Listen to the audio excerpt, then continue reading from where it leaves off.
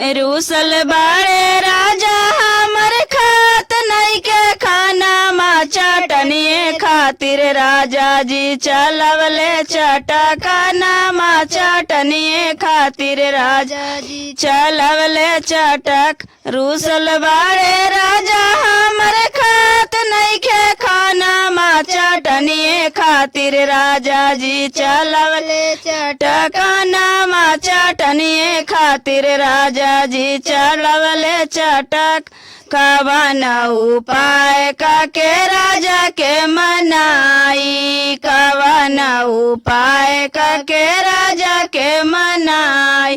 कवन कवन खाना हम बनाई के खियाई कवन कवन खाना हम बनाई के खिया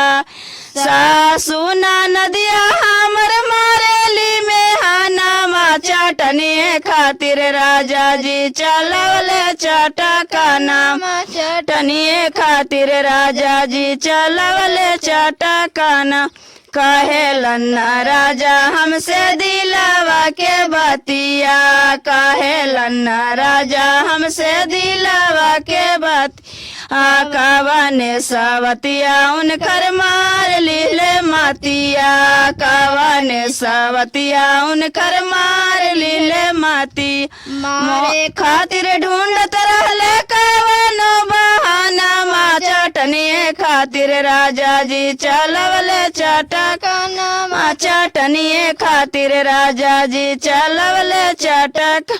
रूसल बाड़े राजा हमर खात नहीं के खाना मा है खात नहीं के खाना मा चटनिए खातिर राजा जी चलवले चटकाना मा चटनिए खातिर राजा जी चलवले चटकाना मा।